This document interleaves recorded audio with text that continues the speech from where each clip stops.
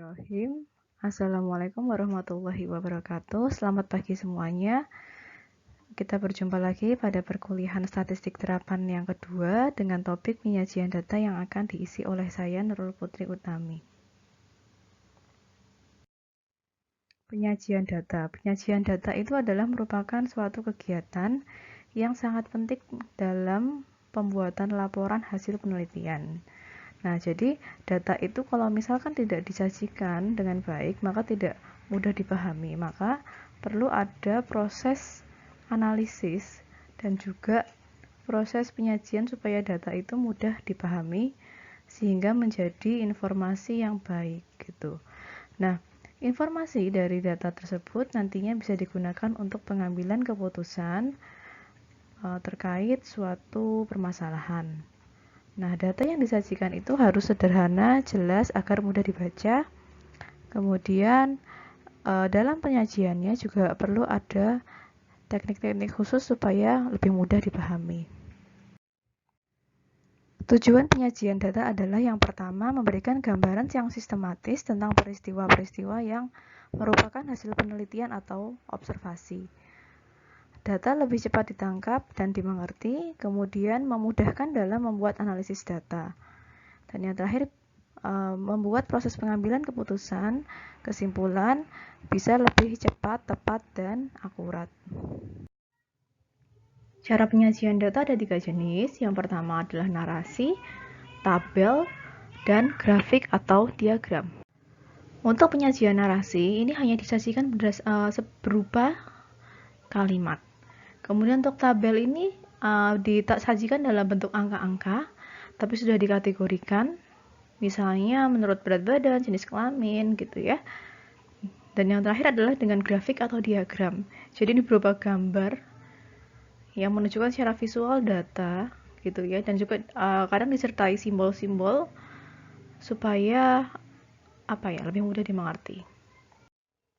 Nah, narasi itu biasanya bentuknya teks, kalimat seperti ini ya. Nah, misalnya ada yang terkait tentang penyebaran penyakit malaria atau apa, ini kan ada ceritanya nih. Nah, itu jadi dijelaskannya pakai narasi karena tidak dalam bentuk data angka, gitu ya. Nah, kemudian dalam bidang kesehatan, penyajian dalam bentuk teks hanya digunakan untuk memberikan informasi saja. Ini sering digunakan untuk bidang sosial, ekonomi, psikologi, dan lainnya. Dan juga biasanya kalau penelitiannya kualitatif, itu biasanya menggunakan ini. Penelitian kualitatif apa sih? Gitu ya. Seperti contohnya adalah tentang penerimaan, pendapat, kepercayaan masyarakat gitu ya terhadap suatu program pemerintah atau program kesehatan. Nah, ini biasanya dijelaskannya dalam bentuk narasi. Nah, berikutnya adalah tabel. Tabel ini biasanya disajikan dalam bentuk baris dan juga kolom. Ada kalanya ada yang kompleks, ada yang juga yang rinci gitu ya. Nah, ini biasanya kalau dalam penelitian itu di bagian akhir atau pembahasan gitu ya, ditampilkannya. Ini salah satu contoh tabel ya. Tabel, namanya adalah tabel ringkasan. Jadi ini adalah tabel ringkasan tentang banyaknya wisatawan mancanegara yang berkunjung ke Indonesia pada waktu tertentu. Kalau kita perhatikan, kita bisa dapat informasi bahwa perkembangan wisatawan selama bulan Januari hingga Desember tahun 99 ya. Nah, itu jumlahnya sekian gitu ya, bervariasi dan juga ada peningkatan serta penurunan gitu ya. Nah, kalau ini adalah tabel yang menggambarkan tentang jumlah hotel berbintang dan kamar menurut penggolongan kelas. Jadi hotel bintang ini setiap tahunnya bertambahkah gitu ya. Nah, ini kita lihat jumlah unitnya setiap tahun bertambah untuk yang bintang 5 gitu ya, unitnya otomatis kamarnya juga bertambah. Bintang 1 juga ya semakin meningkat gitu ya. Nah, ini datanya dari data Ditjen Pariwisata. Nah, komponen tabel itu ada beberapa poin yang perlu dipenuhi gitu ya. Walaupun tabel itu berdiri sendiri, mereka itu harus self-explanatory. Istilahnya adalah dia bisa memberikan informasi yang cukup gitu ya. Jadi kita sekali baca tabel itu paham gitu, itu apa artinya gitu. Nah, ini syaratnya harus ada heading tabel, leher tabel, badan tabel, dan kaki tabel. Heading tabel itu berupa judul, kemudian ada nomornya biasanya, kemudian ada leher tabel. Ini biasanya mencantumkan gitu ya kelompok-kelompoknya gitu ya, misalnya ini kelompok jawaban dan frekuensinya itu. Kemudian badan tabelnya isinya, kaki tabel itu biasanya memuat sumber dari data tabel tersebut. Ini jenis tabel statistik, ada tabel klasifikasi, tabel frekuensi, tabel kontingensi. Tabel klasifikasi contohnya seperti ini. Jadi diklasifikasikan ya, punyanya pegawai hotel berdasarkan jenis kelamin. Jadi ternyata lebih banyak laki-laki. Tuh. Kemudian kalau ini tabel frekuensi, jadi jadi ini ada kelompok kategori umur, berapa sih jumlah orangnya. Nah, frekuensinya berdasarkan kelompok usia ini. Kemudian ada juga namanya tabel kontingensi gitu ya. Ini yang memuat data menurut kategori. Kemudian ada dua hal ya, jadi dari jenis kelamin ini berdasarkan kategori umur ya, ini berapa gitu ya. Jadi laki-laki yang SD ada 63, perempuan yang SLTP ada 27 gitu ya. Jadi ada informasi baris dan kolom gitu ya yang detail gitu, lebih mendetail lagi. Nah, apabila kita ingin mengetahui secara bersamaan berapa banyak dan berapa persen proporsinya, maka tabel 46 dan 47 ini bisa kita susun. Jadi ini mirip kayak yang tadi ya. Jadi ada berapa sih responden berdasarkan usia dan jenis kelamin. Jadi dari usia 20 sampai 24 ternyata banyak yang perempuan. Usia 15 sampai 19 banyak yang perempuan. Tapi usia 25 sampai 29 tidak ada yang perempuan gitu ya. Ini berdasarkan responden menurut pendidikan terakhir dan partisipasi dalam pendidikan gitu ya. Jadi yang masih sekolah itu berapa persen ya? Oh, ini sebagian besar di SLTP dan SMA gitu ya. Nah, berikutnya tentang grafik. Grafik itu merupakan atau disebut diagram ya, dia adalah visualisasi atau gambar gitu ya yang cukup efektif menampilkan data.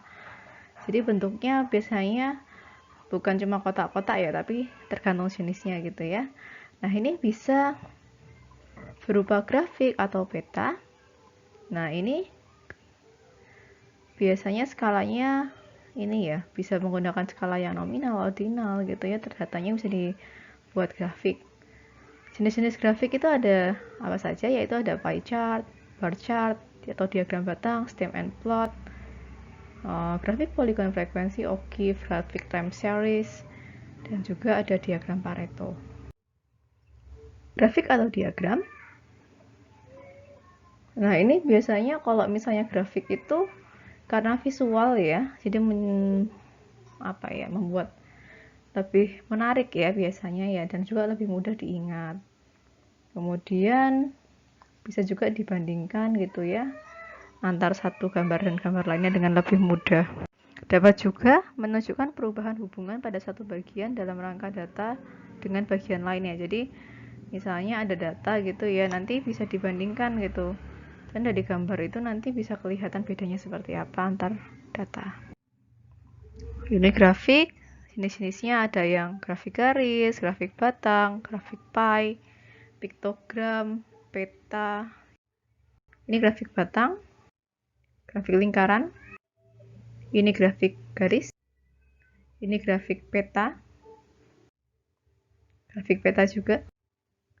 Nah, yang ini grafik gambar. Ini tentang hasil penelitian gitu ya.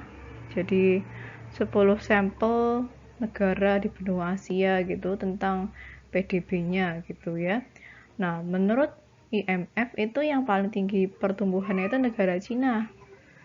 Kemudian berikutnya adalah negara India, kemudian negara Pakistan, dan yang terakhir diduduki oleh Taiwan. Seperti itu contoh. Ini grafik ada yang Stemley plot, kemudian ada polygon, octave, time series, Pareto. Ini contoh yang octave ya. Jadi di sini ada frekuensi, ini kumulatif. Kumulatif itu jadi jumlahnya ya. Jadi di sini kan 4, awalnya 4. 9 tambah 9 ini perjumlahan dari 4 dan 5 ya, jadi 9. Kemudian tambah 10, 19. Jadi bentuknya selalu naik gitu ya. Jadi semakin miring itu artinya adalah pertambahan frekuensinya semakin banyak gitu ya. Ini juga contoh octave yang dua arah gitu ya. Jadi ada octave positif dan juga ada octave negatif. Gitu ya. Berikutnya tentang pie chart, ini bentuknya mirip dengan kue, jadi sering disebut juga dengan diagram kue. Nah, ini bentuknya ada lingkaran. Jadi lingkaran penuh ini kan 360 derajat ya. 360 derajat itu dianggap 100%. Jadi untuk membuatnya itu perlu kita konversi dari persen menjadi derajat kalau kita membuat secara manual. Kemudian ada diagram batang, ini biasanya ada sumbu X dan sumbu Y. Nah, kemudian ada kategori-kategori. Sebenarnya seperti ini. Tumbuh X-nya adalah warna pilihan. Kemudian ini banyaknya. Jadi ternyata warna favorit dari 32 orang ini adalah paling banyak merah. Kemudian hijau dan biru sama ya, sama-sama jumlahnya sama. Dan juga yang terakhir kuning. Nah, kalau ini diagram batang juga terkait jumlah wisatawan ya. Wisatawan asal Jepang yang berkunjung ke Indonesia. Di jumlahnya itu dari tahun 95 sampai 2000 itu kelihatan menurun. Itu yang paling drastis ya akhir-akhir tahun 99 ke 2000. Oke, ini juga ada diagram batangnya bentuknya vertikal. Ini juga contoh vertikal. Nah, berikutnya ada histogram. Histogram itu mirip kayak diagram batang, tapi digunakan untuk menggambarkan data numerik, bisa data skala atau interval, seperti usia, pendapatan, tinggi badan, berat, temperatur, dan lainnya.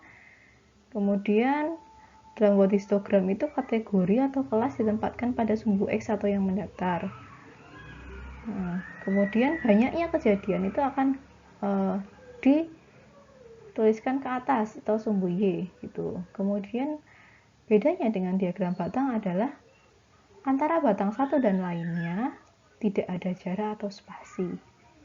Itu ya. Ini contohnya diagram batang. Jadi ini yang pertama dibuat itu biasanya adalah nilai kelas tengahnya dulu ya.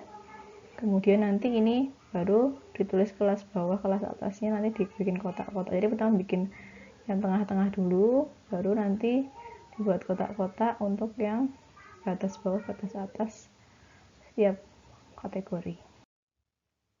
Nah, kemudian ada yang namanya polygon frekuensi. Ini mirip dengan pembuatan dari histogram gitu ya. Nah, tapi yang ditampilkan itu adalah hubungan antara titik-titik kelas tengahnya sehingga membentuk polygon frekuensi. Nah, ini ada juga yang namanya polygon distribusi frekuensi kumulatif GIF, sempat kita bahas.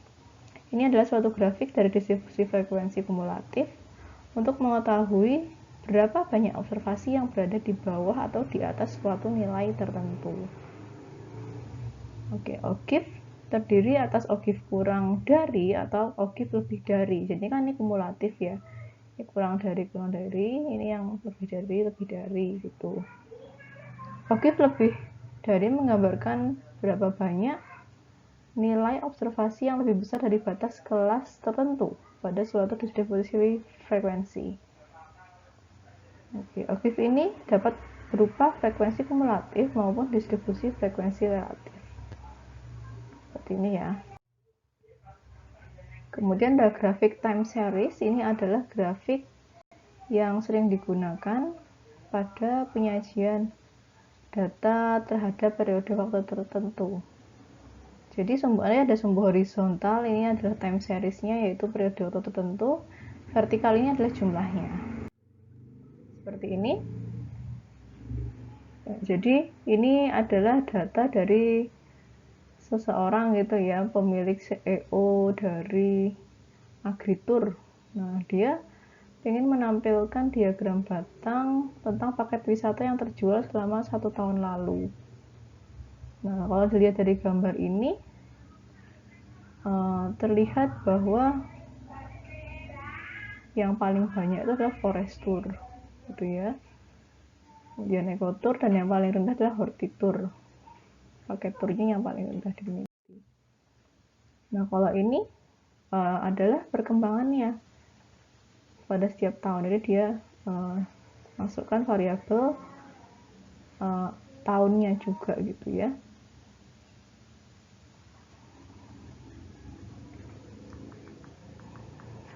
Oke, lanjut. Nah, kalau ini digunakan untuk menampilkan keuntungan perusahaannya. Nah, ini digunakan data time series terhadap jenis tur yang ditawarkan.